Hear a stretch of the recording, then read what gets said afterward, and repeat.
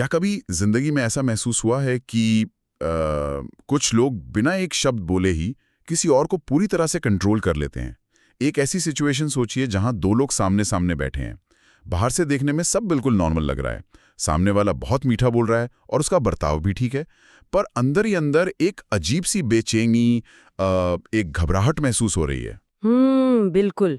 एक gut feeling होती है कि कुछ तो गलत है। एग्जैक्टली ऐसा लगता है जैसे उस शांति और उन नॉर्मल एक्शंस के पीछे मैनिपुलेशन का या दिमाग से खेलने का एक बहुत गहरा डार्क जाल बिछा हुआ है।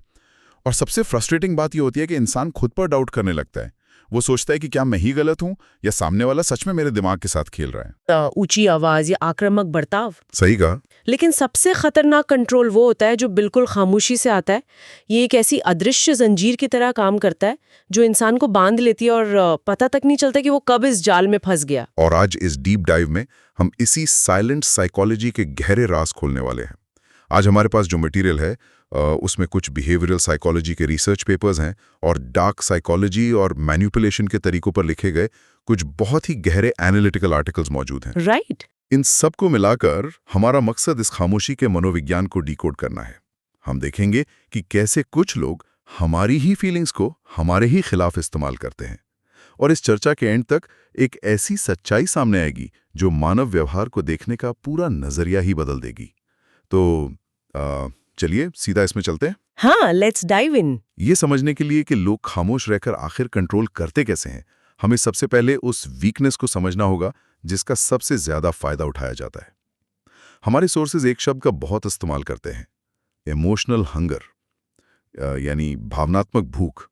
तो ये आखिर है क्या, और मैनिपुलेटिव लोग इसका फायदा कैसे उठाते हैं? अगर इमोशनल हंगर को आसान शब्दों में समझें तो ये ध्यान, वैलिडेशन और अपनेपन की एक ऐसी भूख है जो हर इंसान के अंदर होती है। हम सब चाहते हैं कि कोई हमें समझे, हमारी तारीफ करे। जो लोग दूसरों का फायदा उठाते हैं वो इस ह्यूमन नीड को बहुत अच्छे से समझते हैं। उन्हें पता होता है कि जब कोई इंसान इस इमोशनल भूख से गुजर रहा होता है तो वो बहुत वल्नरेबल या कमजोर पड़ जाता है। एक बहुत प्रभावशाली कोट हमारे सोर्सेज में लिखा है कि silence is not empty, it is power. यानी खामोशी खाली नहीं होती, ये एक बहुत बड़ी ताकत होती है। Wow, silence is not empty. ये सुनने में कितना डार्क लगता है। हम हमेशा सोचते हैं कि खामोशी का मतलब बस बातचीत का रुक जाना है, पर डार्क साइकोलॉजी में खामोशी एक बहुत धारदार हथियार होती है। इसको किसी रियल लाइफ उदाहरण से जोड़कर देखते हैं। बिल्कुल। मान लीजिए कोई दोस्ती या रिलेशनशिप में है और सब कुछ बहुत अच्छा चल रहा है। अचानक से सामने वाला रूखा हो जाता है, मैसेजेस का जवाब आना बंद, फोन कॉल्स इग्नोर होने लगते हैं। कोई झगड़ा नहीं हुआ, कोई सफाई नहीं दी गई, बस एक लंबी कोल्ड साइलेंस। उस वक्त एक आम इंसान के दिमाग में आखिर क्या चल रहा होता है? वो पूरी तरह पैनिक करने लगता है।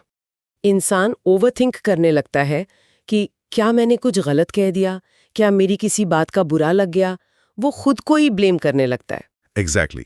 और यही वो स्पेसिफिक मोमेंट है जहां सामने वाला बिना एक शब्द बोले उस इंसान को पूरी तरह से कंट्रोल कर रहा होता है। यहाँ सबसे हैरान करने वाली बात यह है कि इसके पीछे का विज्ञान कितना कैलकुलेटेड है। साइलेंस ना एक वैक्यूम की तरह काम करता है। जैसे नेचर में कोई खाली जगह बनती है तो हवा तेजी से उसको भरने आती है। ठीक वैसे ही जब कोई चुप हो जाता है तो हमारा दिमाग उस साइलेंस के वैक्यूम को अपने डर और इनसिक्योरिटी से भरने लगता है। डर से? हाँ, क्योंकि हमारा दिमाग अनिश्चितता या अनसर्टेनिटी को बिल्कुल हैंडल नहीं कर पाता। दिमाग को लगता है कि कुछ खतरा है और वो स्ट्रेस हार्मोन कॉर्टिसोल रिलीज करने लगता है। इस फिजिकल घबराहट में लोग खुद ही सामने वाले के वकील बन जाते हैं और अपने ही खिलाफ केस लड़ने लगते हैं। लेकिन एक मिनट, ये बात मुझे थोड़ी उलझनने वाली लगती है। अगर दिमाग को इस खामोशी से इतनी तकलीफ हो रही है, अगर कॉर्टिसोल बढ़ रहा है, तो नेचुरली इंसान को वहां से दूर चले जाना चाहिए, है ना?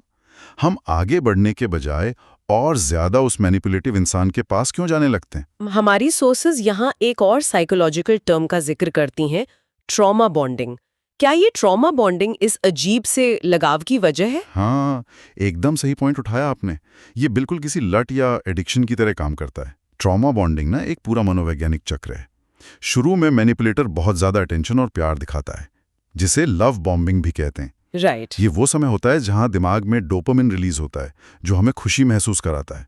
हमारी इमोशनल भूख शांत हो रही होती है और हम उस ध्यान के आदी हो जाते हैं। फिर अचानक बिना किसी वार्निंग के वो इंसान दूर हो जाता है, साइलेंट हो जाता है, और वहीं पे कॉर्टिसोल स्पाइक करता है। एग्जैक्टली। डोपामीन एकदम से ड्रॉप होता है और दिमाग घबराहट से भर जाता है। अब इंसान का दिमाग उस पुराने डोपामीन हाई को वापस पाने के लिए तड़पने लगता है। वो डेस्परेट हो जाता है। वो हर वो चीज करने को तैयार हो जाता है जिससे वो इंसान वापस पहले जैसा बिहेव करे। बाप रे। हमारी सोर्सेज बहुत क्लियरली कहती हैं कि याद रखने वाली बात यह है कि ये प्यार नहीं है, ये एक माइंड गेम है। एक ऐसी स्टेट जहां इंसान इमोशनली किसी और पर पूरी तरह डिपेंडेंट हो चुका है। पूरे खेल में इंसान को लगता है कि वो अपना रिश्ता बचा रहा है, पर रियलिटी में उसके न्यूरोकेमिकल्स को एक रिमोट कंट्रोल की तरह चलाया जा रहा है। और जब इस कोल्ड साइलेंस से कोई पागल होने लगता है और आखिर में परेशान होकर सामने वाले से पूछता है कि आखिर बात क्या है, तुम चुप क्यों, तो अब इस मैनिपुलेशन का दूसरा खतरनाक फेस शुरू होता है, जिसे सोर्सेज गैसलाइटिंग कहती हैं। पर जब सामने वाला तो पहले से ही खामोश था, तो वो गैसलाइट कैसे करता है? देखो, जब बेचैनी के मारे कोई टूट कर उनके पास जाता है तो खामोशी टूटती जरूर है, लेकिन सिर्फ उस इंसान की रियलिटी को डिनाई करने के लिए। जब आप कुछ ऐसा मिलता है कि तुम बहुत ज्यादा सोच रहे हो या ऐसा तो कुछ हुआ ही नहीं, मैं तो बिल्कुल नॉर्मल हूँ। ओह वाओ, सीधा ब्लेम शिफ्ट। हाँ, इस टेक्निक को गैसलाइटिंग कहते हैं। सामने वाला ऐसी सिचुएशन पैदा करता है कि इंसान अपनी ही सच्चाई पर डाउट करने लगे। जो इंसान गैसलाइट कर रहा है वो दूसरे की तकलीफ को पूरी तरह इनवैलिडेट कर देता है। धीरे धीरे लोग अपने ही मन की आवाज और अपनी देखने सोचने की कैपेबिलिटी पर शक करने लगते हैं। और जब कोई अपने ही दिमाग पर ट्रस्ट करना छोड़ दे तो उसे कंट्रोल करना दुनिया का सबसे आसान काम बन जाता है। ये तो एक पूरा साइकोलॉजिकल वॉर लग रहा है। हम हमेशा उन लोगों से डरते हैं जो चिल्लाकर बात करते हैं या ओपनली गुस्सा दिखाते हैं, पर गहराई से देखा जाए तो सबसे बड़ा शिकंजा वहां होता है जहां कोई बस चुप रहकर आपको एक मेंटल मेज में अकेला छोड़ देता है। बिल्कुल। व्यक्ति खुद ही अपने आप को तकलीफ देता रहता है। ये साइलेंट कंट्रोल इतना सटल होता है कि पता ही नहीं चलता कि हमारी डोर किसी और के हाथ में है। हम सोचते हैं हम सिचुएशन ठीक कर रहे हैं, पर हम बस उनकी स्क्रिप्ट के हिसाब से एक्ट कर रहे होते हैं। बहुत ही सटीक बात है। शोर वाला कंट्रोल ओपनली दिखता है, उसके खिलाफ आप लड़ सकते हैं, पर खामोशी वाला मैनिपुलेशन दिमाग को अंदर ही अंदर खोखला कर देता है। तो यहाँ पर एक बहुत बड़ा और प्रैक्टिकल सवाल खड़ा होता है। हमने ये डार्क साइकोलॉजी का पैटर्न समझ लिया, हमने emotional hunger, trauma bonding, gaslighting सब समझ लिया, पर इस ट्रैप से बाहर कैसे निकलें? सोर्स मटेरियल कहता है कि सिर्फ इस खेल को पहचान लेना काफी नहीं है, हमें एक इमोशनल शील्ड यानी भावनात्मक ढाल बनानी होगी। लेकिन मेरी उलझन ये है कि जब कोई पैनिक में होता है तो वो अचानक से ढाल कैसे बना सकता है? सही सवाल है। सिर्फ अवेयरनेस से कुछ नहीं होता, उस पर एक्शन लेना पड़ता है। सबसे पहला स्टेप है इस हथियार को पहचानना। जब कोई मेंटली इस बात को एक्सेप्ट कर लेता है कि ये जो साइलेंस है ये कोई नेचुरल रिएक्शन नहीं बल्कि एक स्ट्रैटेजी है उसे परेशान करने की, तब पूरा पर्सपेक्टिव बदल जाता है। और इस जागरूकता को प्रैक्टिस में लाने के लिए हमारे मटेरियल में एक बहुत ही इफ़ेक्टिव रूल दिया गया है, जिसे 24 घंटे का नियम या 24 आवर रूल कहते हैं। 24 आवर रूल, ये थोड़ा इंटरेस्टिंग लग रहा है। ये रियल लाइफ में अप्लाई कैसे होता है? जब भी किसी को मैनिपुलेटिव साइलेंस महसूस हो और अंदर से वो डेस्परेशन उठे कि मैं तुरंत मैसेज करूं या मैं पूछूं कि क्या हुआ, तो खुद को ठीक 24 घंटे के लिए रोक लेना चाहिए, एकदम हार्ड स्टॉप। कोई टेक्स्ट नहीं, कोई कॉल नहीं, कुछ भी नहीं। इस गैप में दिमाग का कॉर्टिसोल लेवल ठंडा होने का मौका मिलता है। उलझन को क्लियर करने की जो वो तड़प होती है वही सबसे बड़ी गलती होती है। जिस पल उस ट्रिक को पहचान लिया और 24 आवर रूल लगा दिया, मैनिपुलेटर का सबसे बड़ा वेपन बेअसर हो जाता है। उनका खेल इस बात पर टिका होता है कि सामने वाला पैनिक करेगा। जब वैसा नहीं होता तो वो खुद कंफ्यूज हो जाते हैं। ये तो सच में किसी मेंटल हैक जैसा है।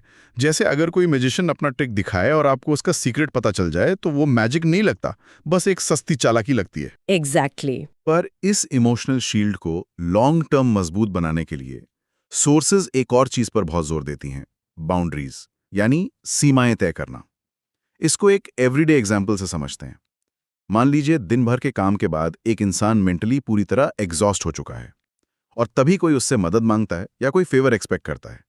इंसान की बिल्कुल एनर्जी नहीं है, लेकिन वो ना नहीं बोल पाता। People pleasing trap. हाँ, क्योंकि अंदर एक डर होता है कि अगर मैंने ना बोला तो दूसरा इंसान गुस्सा हो जाएगा, दूर हो जाएगा या वही साइलेंट ट्रीटमेंट देगा।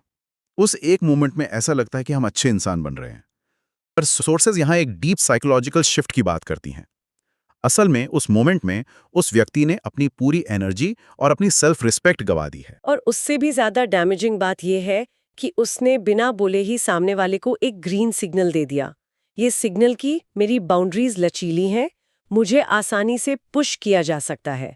मैनिपुलेटिव लोग ऐसे ही सिग्नल्स ढूंढते हैं। साइकोलॉजी क्लियरली कहती है कि जिस इंसान की बाउंड्रीज क्लियर नहीं होती, उसकी आइडेंटिटी भी कभी क्लियर नहीं होती। जो इंसान सबके लिए अवेलेबल होता है, लोग उसकी रिस्पेक्ट करना छोड़ देते हैं। लेकिन ऐसी माइंड स्टेट लाना आसान नहीं है। आमतौर पे जब कोई पहली बार अपने टाइम या पीस के लिए ना बोलता है तो लोग आलोचना करते हैं। वो कहेंगे तुम तो बदल गए हो या तुम सेल्फिश हो गए हो। तो ऐसे में सेल्फिश टैग मिलने के डर से कैसे बचा जाए? ये पुशबैक तो आएगा ही, क्योंकि उन लोगों ने हमेशा आपकी अवेलेबिलिटी का फायदा उठाया है। जब उनका एक्सेस कट ऑफ होता है तो उन्हें प्रॉब्लम होती है। पर ठीक यहीं पर एक मेंटल शिफ्ट लाना होता है। खुद से ये बोलना पड़ेगा कि मेरी मानसिक शांति किसी और की एक्सपेक्टेशन से ज्यादा जरूरी है। शुरू में ये रूड लगेगा, सेल्फिश लगेगा, पर असल में वो इंसान पहली बार अपने लिए खड़ा हो रहा है। ये सेल्फ प्रिजर्वेशन है। Right, self preservation. पर यहां से एक नया एंगल निकलता है। ठीक है, बाउंड्रीज सेट कर ली, 24 आवर रूल लगा दिया, लेकिन जो मैनिपुलेट करने वाले होते हैं वो चुपचाप हार नहीं मानते। जब उन्हें उनका एक्सपेक्टेड पैनिक नहीं मिलता तो वो प्रोवोक करते हैं। वो ऐसी ट्रिगरिंग बातें बोलेंगे या ऐसी डार्क साइलेंस देंगे जिससे गुस्सा आए और इंसान चिल्ला पड़े। फिर वो आसानी से कहेंगे, देखो तुम ही अग्रेसिव हो। हाँ, इसको साइकोलॉजी में एक्सटिंक्शन बर्स्ट कहते हैं। तो ऐसे में अपना आपा खोए बिना, रिएक्ट किए बिना इस हालत को हराएं कैसे? हमारे सोर्सेज यहाँ डिटैचमेंट की टेक्निक बताते हैं। पर मेरी उलझन यह है कि जब कोई इंटेंशनली प्रोवोक कर रहा हो तो डिटैचमेंट प्रैक्टिकली मेंटेन कैसे की जाए? अक्सर लगता है कि डिटैच होने का मतलब है कोल्ड हो जाना या रोबोट बन जाना। ये बहुत कॉमन मिसअंडरस्टैंडिंग है। डिटैचमेंट का मतलब कोल्ड होना नहीं, बल्कि इमोशनली क्लियर होना है। देखो, जब कोई प्रोवोक करता है तो नर्वस सिस्टम हाइपर एक्टिव हो जाता है, हार्ट रेट बढ़ जाती है, लॉजिक बंद हो जाता है। इमोशनली क्लियर होने के लिए पहले उस फिजिकल ट्रिगर को मैनेज करना होता है, जिसे ग्राउंडिंग कहते हैं। जैसे ही वो ट्रिगरिंग बात या खामोशी आए, ठीक उस वक्त गहरी सांस लेना और ये समझना कि हम किसी और के एक्शंस को कंट्रोल नहीं कर सकते, हम सिर्फ अपना रिएक्शन कंट्रोल कर सकते हैं। इसको एक स्पेसिफिक एग्जाम्पल में डालकर देखते हैं। कोई इंटेंशनली ताना मार रहा है, गुस्सा दिलाने की पूरी कोशिश चल रही है। पुराना तरीका क्या था? इंसान डिफेंड करता था। तुम ऐसा कैसे कह सकते हो, मैंने तो सब ठीक किया, और इस ड्रामा में रोते थे। पर इस नई डिटैचमेंट के बारे में सोर्स क्या कहता है? सोर्स कहता है कि अब डिफेंड नहीं करना है, ऑब्जर्व करना है। राइट। इंसान एक सांस लेता है, शांति से देखता है और बस इतना बोलता है, अगर आपको ऐसा लगता है तो ठीक है। बस कोई आर्ग्यूमेंट नहीं, कोई ओवर एक्सप्लेनेशन नहीं। लेकिन क्या सच में सिर्फ इतना बोल देना इनफ होता है? इस छोटे से सेंटेंस के पीछे का पावर डायनामिक्स क्या है? ये छोटा सा सेंटेंस अपने आप में एक पूरी वॉल है। इस पल में पावर शिफ्ट हो जाता है। मैनिपुलेटर ने एक चारा फेंका था जिससे आप गुस्सा हो और उन्हें कंट्रोल मिले, लेकिन जब उन्हें उनका ड्रामा नहीं मिलता, जब वो देखते हैं कि उनके वर्ड्स या उनकी साइलेंस आपको ट्रिगर नहीं कर रही, तो उनका सारा गेम खत्म हो जाता है। असली पावर रिएक्ट करने में नहीं, शांति से रिस्पॉन्ड करने में है। रिएक्शन कमजोरी दिखाता है और रिस्पॉन्स ठहराव दिखाता है। रिएक्शन और रिस्पॉन्स का ये डिफरेंस वाकई बहुत पावरफुल है। अब हमारे डिस्कशन ने एक डिफेंसिव मोड से आगे बढ़कर एक ऑफेंसिव या कहो तो एक मास्टरी वाले लेवल में एंट्री ले ली है। हमने बचना तो सीख लिया, लेकिन सोर्सेस का एक आखिरी और सबसे फैसिनेटिंग हिस्सा है अपनी ही खामोशी को अपनी सबसे बड़ी स्ट्रेंथ में बदलना। एक ऐसी स्ट्रेंथ जिससे कोई आगे से हमें कंट्रोल करने का सोचे भी ना। बिल्कुल, इसे मनोविज्ञान में कंट्रोल पावर कहा गया है। एक नॉर्मल मिसकंसेप्शन ये है कि कॉन्फिडेंस का मतलब बड़ी बातें करना, सबसे तेज आवाज में अपनी बात रखना होता है। लेकिन डीप साइकोलॉजी कहती है कि असली कॉन्फिडेंस आपकी प्रेजेंस में होता है। जब आपके पास काउंटर अटैक करने के लिए शब्द हैं, आप उनकी धज्जियां उड़ा सकते हैं, पर फिर भी आप चुप रहने का चॉइस लेते हैं, तो वो खामोशी डर नहीं, वो प्योर कंट्रोल का साइन है। Wow, conscious choice of silence. इसको इमेजिन करते हैं। मान लीजिए एक रूम में या परिवार में कोई आर्ग्यूमेंट चल रही है। सब लोग आर्ग्यू कर रहे हैं, चिल्लाकर अपनी बात साबित करने में लगे हैं। डेस्परेशन दिख रही है। पर उसी कमरे में एक इंसान है जो बिल्कुल शांत बैठा है, बस सबको ध्यान से ऑब्जर्व कर रहा है। उसके फेस पर कोई पैनिक नहीं, बीच में कूदने की कोई जल्दी नहीं। ऐसा सीन देखकर ऑटोमेटिकली क्या होता है, धीरे धीरे उस पूरे शोर में सबका ध्यान उस शांत इंसान की तरफ चला जाता है। लोग वेट करते हैं कि ये क्या बोलेंगे। ये बिना बोले सबका अटेंशन कैसे कैप्चर कर लेता है? इसे एथिकल इन्फ्लुएंस कहते हैं। मैनिपुलेटर की साइलेंस डर से कंट्रोल करती है, पर इस इमोशनली इंडिपेंडेंट इंसान की साइलेंस रिस्पेक्ट और स्टेबिलिटी कमांड करती है। लोग हमेशा उसकी तरफ अट्रैक्ट होते हैं जिसे अटेंशन की डेस्परेशन नहीं होती। सोर्सेज इसे 2 कैटेगरीज में डिवाइड करती हैं, एक्सप्रेसिंग और इम्प्रेसिंग। इंटरेस्टिंग। जो इंसान लाउडली बहस करता है वो असल में दूसरों को इम्प्रेस या कन्विंस करने की कोशिश कर रहा है। वो लॉजिकली भीख मांग रहा है कि मेरी बात मान लो, यानी वो उन पर डिपेंडेंट है। पर दूसरी तरफ वो इंसान है जो सिर्फ एक्सप्रेस करता है। वो इंडिपेंडेंट होता है। वो क्लियरली अपना पॉइंट रखता है और फिर से शांत हो जाता है। उसे इस बात की कोई एंग्जाइटी नहीं है कि दूसरे लोग सहमत होंगे या नहीं। और ह्यूमन साइकोलॉजी का ये एक डार्क सच है कि दुनिया हमेशा उस इंडिपेंडेंट और अनबॉदर्ड इंसान से प्रभावित होती है।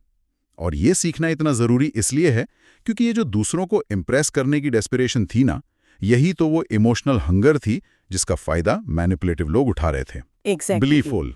Everything connects back to that. जैसे ही वो वैलिडेशन की भूख खत्म होती है, मैनिपुलेटर के हाथ से रिमोट कंट्रोल ऑटोमेटिकली छूट जाता है। और यही इस पूरे सफर का कंक्लूजन है। हमने क्या देखा इस डीप डाइव में? शुरू में हम अनअवेयर थे, हम ओवरथिंक करते थे और खुद को ब्लेम करते थे। फिर हमने साइलेंट मैनिपुलेशन और गैस लाइटिंग के डार्क पैटर्न्स को पहचाना। हमने सीखा कि अपनी पीस के लिए बाउंड्रीज कैसे सेट करनी है और 24 आवर रूल कैसे लगाना है। और सबसे इम्पॉर्टेंट, हमने सीखा कि हर छोटी बात पर रिएक्ट करके अपनी एनर्जी वेस्ट करने की जगह ऑब्जर्व और डिटैच कैसे होना है। और इस डीप डाइव के एंड में आकर ये क्लियर होता है कि हमें जिंदगी की हर बैटल जीतने की जरूरत नहीं है। हमें हर मैनिपुलेटिव इंसान को बहस में हराने की जरूरत नहीं है। हमारा कोर फोकस सिर्फ एक होना चाहिए, उस टॉक्सिक माइंड गेम में खुद को खोने से बचाना। दुनिया में बहुत से लोग आएंगे जो हमें टेस्ट करेंगे, पर अगर हम अपनी मेंटल पीस और स्टेबिलिटी से जुड़े रहे तो कोई हमें तोड़ नहीं सकता। सही कहा, ठहराव ही सबसे बड़ी जीत है। तो आखिर में इस टॉपिक को रैप अप करते हुए एक विचार, एक ऐसी चीज जिसे अपने अकेलेपन में एक्सप्लोर करना चाहिए। अगली बार जब कोई इंटेंशनली नजरअंदाज करे, इग्नोर करे या अपनी कोल्ड साइलेंस से गिल्ट और कंफ्यूजन महसूस कराएं, तो क्या हम पुराने पैटर्न्स में वापस गिरेंगे? क्या हम ओवरथिंक करके खुद को तकलीफ देंगे? या इस बार इस डार्क साइकोलॉजी को पहचान कर अपनी ही खामोशी को अपनी सबसे बड़ी और स्थिर ताकत बनाएंगे? क्योंकि सच तो यही है कि खामोशी कभी खाली नहीं होती। जब आप इस मनोविज्ञान को गहरी तरह समझ जाते हैं तो दुनिया के मैनिपुलेटिव लोग नहीं बदलते, पर आप अंदर से बदल जाते हैं। और जब हमारा ठहराव बदल जाता है तो हमारे आसपास की दुनिया अपने आप बदल जाती है। This was a fascinating journey into the mind. जरूर सोचिए इस बारे में।